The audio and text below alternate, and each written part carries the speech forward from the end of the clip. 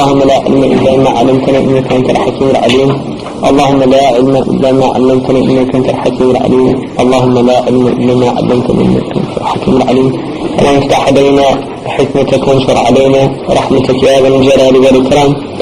اللهم افتح علينا حكمتك وانشر علينا رحمتك يا ذا الجلال والإكرام. اللهم افتح علينا حكمتك وانشر علينا رحمتك يا ذا الجلال والإكرام. وصلى الله على سيدنا محمد وعلى آله وصحبه وسلم تسليما. ولا حول ولا قوة إلا بالله العلي العظيم. ولا حول ولا قوة إلا بالله العلي العظيم. ولا حول ولا قوة إلا بالله العلي العظيم. The section that we're going to do quickly, and then I want to go to the sheet that I've given you, is the section on the treatment of the diseases with remembrance of Allah. There's no better treatment for the diseases of the heart than with dhikr. Somebody said,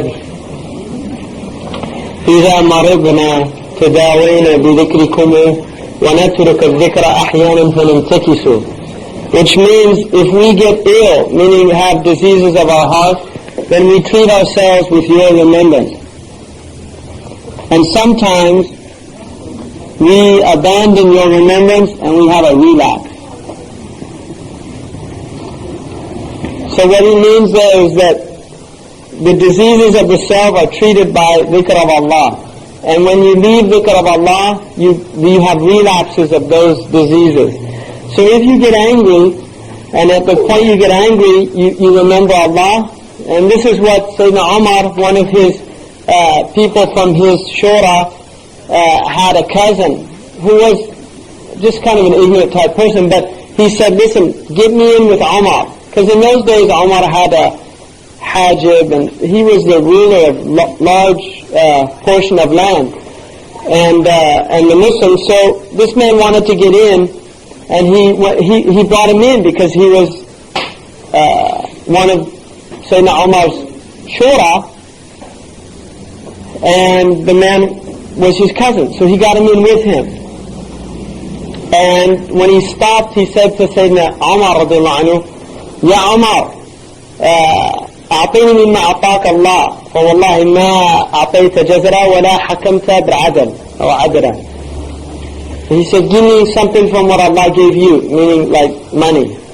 And he said, because you're somebody that hasn't given out much and you don't judge with justice. Now Umar got really angry, and hamma bihi, he was actually going to do something about it. And then his cousin immediately said to Umar, يا أمير المؤمنين ألم تسمع بقول الله تعالى وأعرض عن الجاهلين. Just turn away from ignorant people. And when he did that, Umar completely stopped, and the Rawi says وَكَانَ وَقَّافًا عند كتاب الله. He was doing only what the book of Allah told him. So the point is, his anger, and he was justified in his anger, because the man was just, he said a lie, and he also insulted the political authority. Right? I mean, there's ways to speak to people, and you shouldn't insult them, because it's a disrespect for the authority of Islam, the Khalifa. But the point is when he immediately, the man reminded him of the Quran, he stopped. And so that's the meaning here. إذا مرضنا, like with غضب, تداوينا بذكركم. We treat ourselves with your remembrance. وَنَتْرُكَ ذِكْرَ أَحْيَانًا فَنَنْتَكِسُ. But sometimes we leave the dhikr and then we have relapse. And so what he's saying here is that all these diseases can be treated with dhikr of Allah subhanahu wa ta'ala. And so he begins with dhikr kathir. So do a lot of dhikr. Come from the ayat in Quran. يَا أَيُّهَا الَّذِينَ آمَنُوا اذْكُرُوا اللَّهَ ذِكْرًا كَثِيرًا. Do much remembrance of Allah. Right? And many ayahs in the Quran encouraging us to do dhikr of Allah subhanahu wa ta'ala. In fact, the verse in the Quran which says, وَلَقَدْ كَانَ لَكُمْ فِي رَسُولِ اللَّهِ أُسْوَةٌ حَسَنَةٌ, you have in the message of Allah the best example. لِمَنْ كَانَ يَرْجُو اللَّهَ وَالْيَوْمَ الْآخِرِ وَذَكَرَ اللَّهَ كَثِيرًا.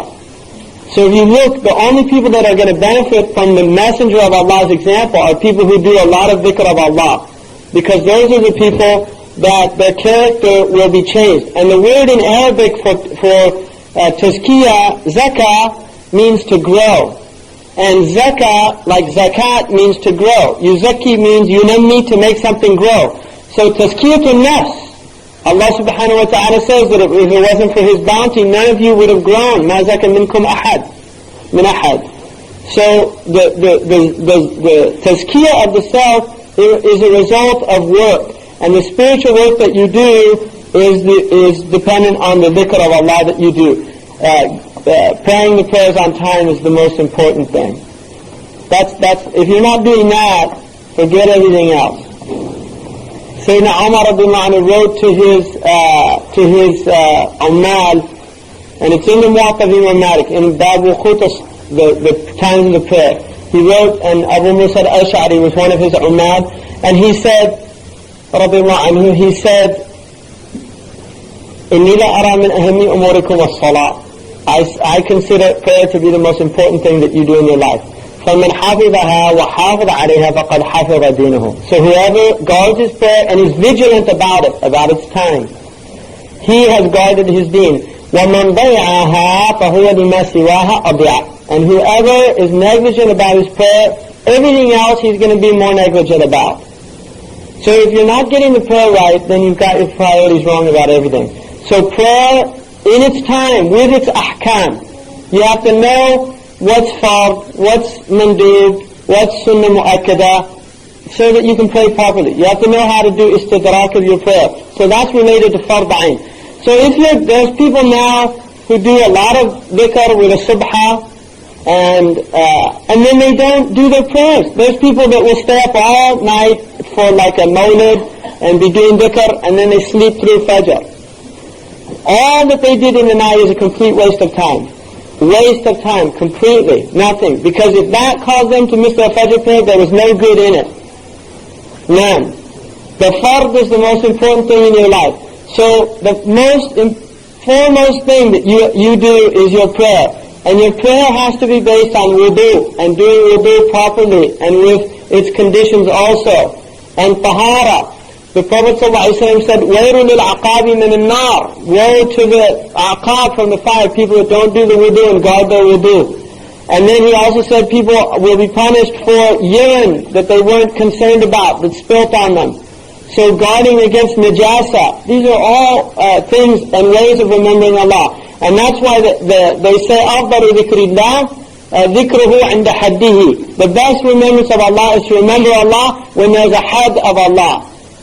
So somebody who's doing dhikr all the time, and there's a riwayah, it's apocryphal, it's not, I don't know the transmission, but it said that Dawood alayhi salam saw a group of people remembering Allah, and he was impressed with them, and then it was revealed to him that those people are of no worth in the sight of Allah. Because if one woman offered herself to any of them, they would have gone with her.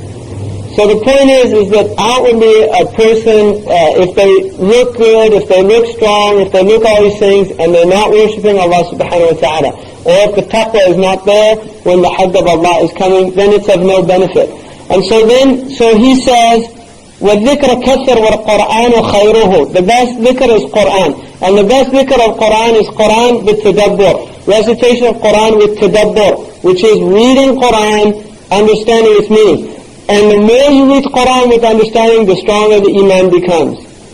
That's why Qira'at al-Qur'an with tadabbur is so important, because it will actually increase your iman. And then he says, إِلَّا بِمَا شُرِعَ فِيهِ غَيْرُهُ. Now this is important. What he means by that is, مَا شُرِعَ بِهِ غَيْرُهُ is when, the only time the Qur'an is not the preferred dhikr is when other things are to be done at that time. So for instance, after Fajr, the best dhikr is to do the adhkar of the sabah. It's actually better to do the adhkar of sabah at that time than it is to read the Qur'an. After Maghrib or after Asr, the best dhikr is to do the adhkar of the Masa. And those are actually over the Qur'an at that time. And that's because the Prophet ﷺ did those at that time, and he encouraged us to do those. No, that's what we're going to go into. It's the thing that you have in front of you. And then he says, وَأَدَى. Then he says, وَأَدَى بِالْإِسْتِغْفَارِ وَالصَّلَاةِ عَلَى جَرِيدِنَا إِلَى الْخَيْرَاتِ begin with istighfar. The reason that you begin your dhikr with istighfar is because dhikr is for tasfiyah, and tasfiyah is to be purified of what has accrued from previous wrong actions. And so by beginning with istighfar, you're asking Allah to remove your wrong actions, and then he said the prayer on the Prophet. And this is traditionally the most common word that was given was istighfar, salah ala nabi, and then tahrir la ilaha illallah Muhammad Rasulullah, la ilaha illallah 100 times. So istighfar 100 times, prayer on the Prophet 100 times, la ilaha illallah 100 times, and then the ikhlas and the ma'awidatayn 3 times each. And that was very common for people to do as a practice. And you should do istighfar at least 100 times a day, preferably 100 in the morning, 100 in the evening. And then do it throughout the day. And then he said, وَأْدَبْ بِآدَابِ الصَّلَاةِ وَاحْتَمِي مِنْ لَحْنِهِ فَهُوَ مِنَ الْمُحَرَّمِ. Have the adab of the prayer and guard yourself from any lahm. Adab of the prayer on the Prophet ﷺ is the adab of the prayer of salah. So you should have the same adab that you do when you do dhikr, you should do it for like the prayer. If you're not in wudu, you should do wudu. You should be in a tahir place. Now this doesn't mean like when you're traveling in your car, it's encouraged to do if you want to recite Quran or do dhikr. If you don't have wudu, then that's alright. You can do it without from your memory, without the wudu. It's preferable to be in the wudu, but if you're in a situation to remember Allah and you don't have wudu, then you can do that. And it's better to stay in wudu all the time, if you're able to. لا يحافظ على الوضوء إلا مؤمن. No one will protect his wudu except for a mu'min. Is listening to the recitation of the Quran considered better or worse than other? No, that's good. To listen, it's better to recite it. Because when you listen to it, the only thing you get is your ear. When you recite it, and that's why the ulama say to recite from the mushaf is more reward than reciting it from memory. Because the eye gets reward, the hand holding it, there's more musharaka in it. Right? So it's actually better to read from the mushaf. But if you memorize from the Quran, a lot of shi'ukh that I saw, like in Mauritania in particular, because so many people memorize the Quran, they rarely even use a mushaf. And people that, in fact one sheikh I knew, he told me he hadn't touched a mushaf in probably about 30 years.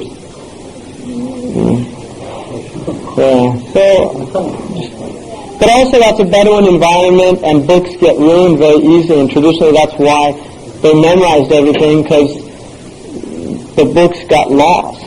Whereas you live in the cities, the books are always there, and that's one of the things that one of Plato's dialogues, when the man who invented writing brings it to the king tells him, this is a terrible thing that you've done.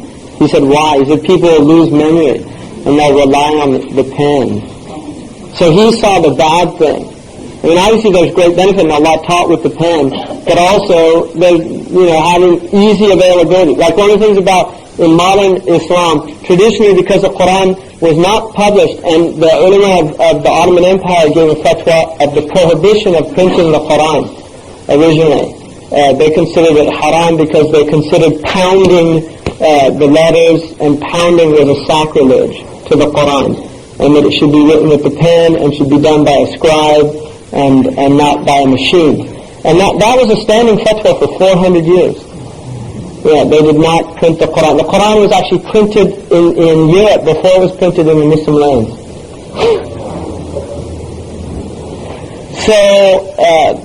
But the point is that people don't realize that the Quran now, because there's so many, and people don't treat the Quran anywhere near the respect that they used to treat it with. People put the Quran on the floor. You go into a mosque, I always judge a mosque by the Qurans in the bookshelves. Always. That's all you have to do. You look at and Sheikh Abdullah al-Qadi, one of the things that most impressed me about his masjid in Al-Ahsa, where his Sheikh teaches, the Qurans are all in perfect order. Every time, and they read from them. You see everybody reads them at Jumu'ah, everybody's reading. At the end of the Jumu'ah, they're all back in perfect order. And that's from Sheikh being there teaching them. You go to other places, every time I go, there's mosques in there, every time I go there, I look at the thing, it's always really bad, and that's all. Some are upside down, some are that's all bad adab. And adab that's what our deen is all about, learning adab with Allah and with creation. And then he says, beware of lahan, which is bad pronunciation, because it's muharram, unless you can't do otherwise. So for من زاد بعدها على الهاوية. So like for the muhallilan or madda hamzahu biya. So if you say like la ilaha illallah, like you go that ilaha, la ilaha illallah, so that's haram. Or say la ilaha illallah, ha, as if there's an alif there. It should be pronounced properly, la ilaha illallah, like that. And then he said, asa bi ijma'in min al-unasi. So the ulama have considered it by ijma' to be a prohibition. وَعَبَدَ الْإِلَهَ بِالْمَعَاصِي. And he has worshipped Allah with wrong action. And it's in the Khazinat al-Asrar, which is the book of one of the ulama. كما به صرح في الخزينة من نورت كلامه السكينة. And then he said, لابد في الذكر بكل حرف من وصفه في مخرج ووصفه. So when you do dhikr, you have to do it with every harf that's in it, from its foundation and its description. And this is learning tajweed, ahkam al-tajweed, because you should use tajweed for your dua. The adhan should be done with tajweed. The hadith should be transmitted with tajweed. And when you do the adhkar like of the sabah and nisa, you should do them with the proper makharij al-huruf, where the huruf come from, and also the rules that apply to them. And then وَأَفْضَلُ الْعِبَادَةِ وَالتَّفَكُّرُ. The best of ibadah is tafakkur. وَخَيْرُهُ الْفَنَاءُ الْمَقَامُ الْأَكْبَرُ. And the highest is what's called al-fana. And al-fana comes from Imam al-Junayd. And Imam al-Junayd called al-fana'u, which in Arabic literally means extinction. And this comes from the idea that the nafs experiences separation. Right? In other words, each one of us has an experience of separation from other people. And one of the things that you notice about a child is that they don't really have, when a newborn does not have that experience. There's no nafs. There's no I, there's no focus of the self, right? And you can see it, because even the way they look around, there's no centralization.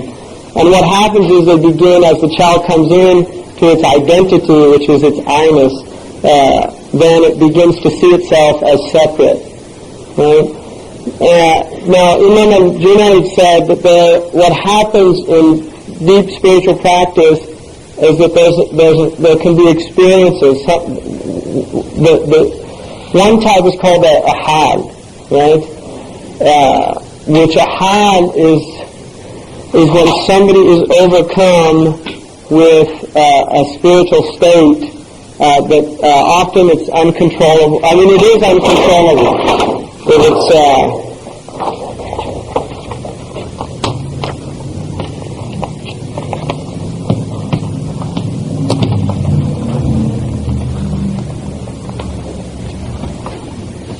and the ulama of this science differentiate between hal and maqam.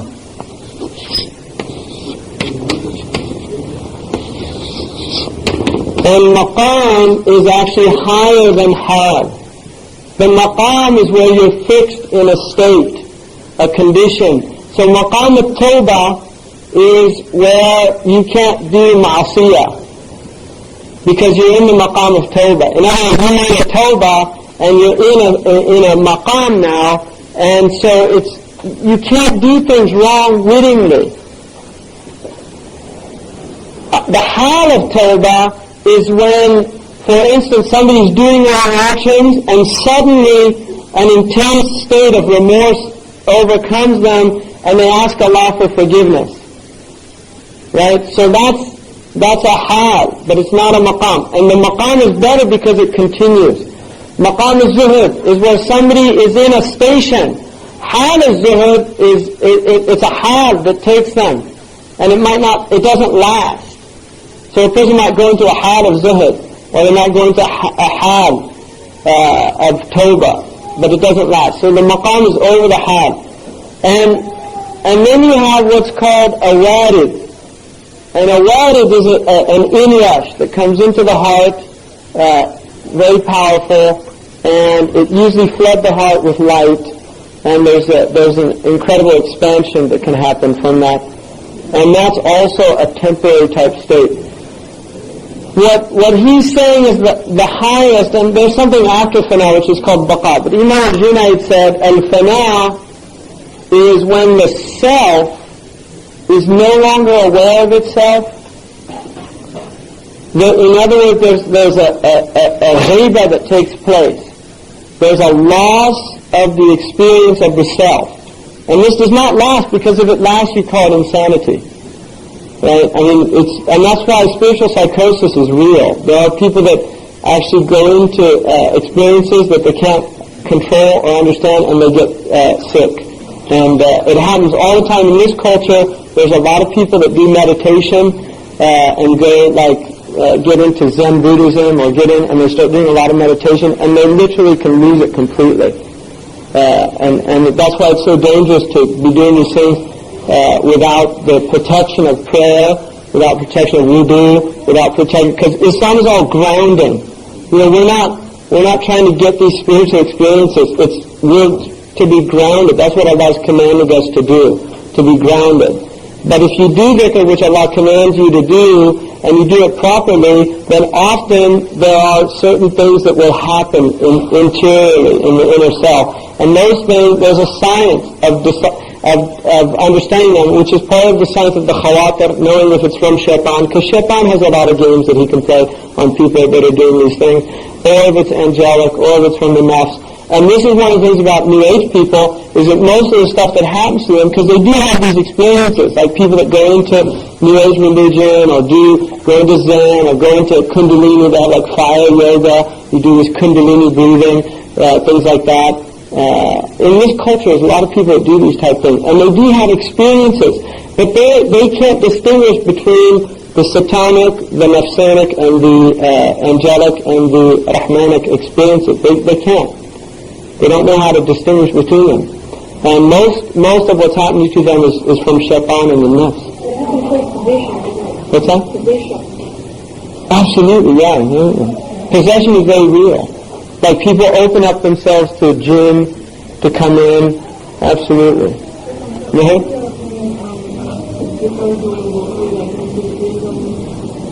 Doing dhikr? They do what? Group dhikr. Yeah, I'll talk about that in a second, about group dhikr.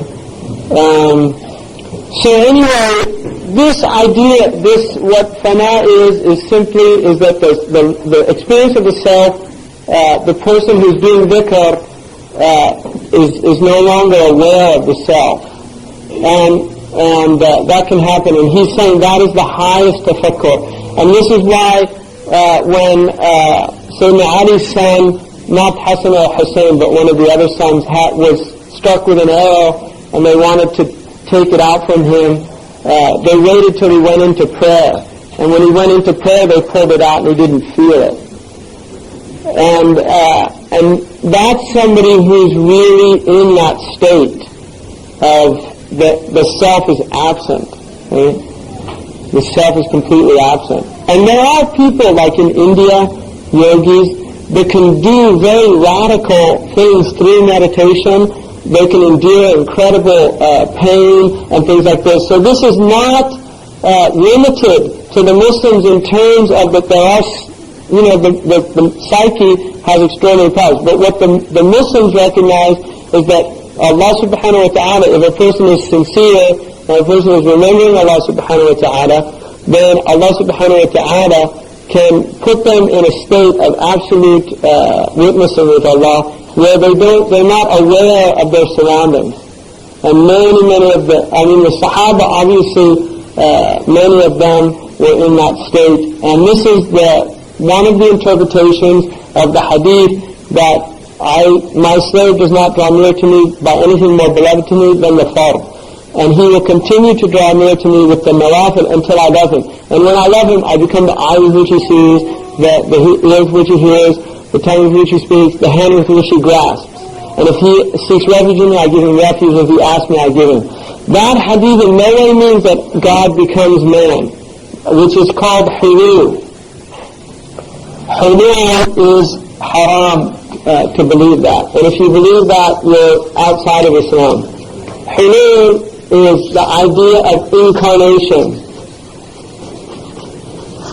And that hadith in no way means that. And anybody that believes that is a zindiq. They're a heretic out of Islam. So we don't believe in divine incarnation. We don't believe in that. We don't believe that God becomes creation. That's like Christian, Hindu, all those types.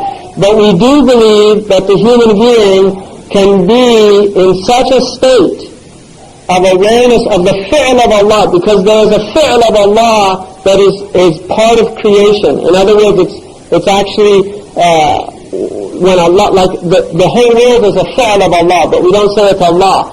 And there are people that go into a state of absolute witnessing where they see everything being the fi'l of Allah. In other words, they're seeing Allah behind all of creation. So they don't see otherness in the same way that other people are in this world of separation. And that's why they recognize that everything's from Allah, the good and the bad. And so they see it as all good. So, and that's why for the mu'min, everything is good. That's what that hadith means. Even though it's good and bad, it's all from Allah. And because it's all from Allah, it has to be all good for the mu'min. Because even the bad, there's a wisdom in it for him to grow, to be purified, and to draw nearer to Allah. So he sees the bad even as good. And that's why Allah says, عَسَىٰ أَن تُحِبُّوا شَيْئًا وَهُوَ شَرٌّ لَكُمْ. Maybe you love a thing and it's bad for you. وَعَسَىٰ أَن تَكْرَهُوا شَيْئًا وَهُوَ خَيْرٌ لَكُمْ. And maybe you hate a thing, but it's good for you. And Allah knows and you don't know. So that's the idea of being in the state of mushahada and muraqabah with Allah subhanahu wa ta'ala.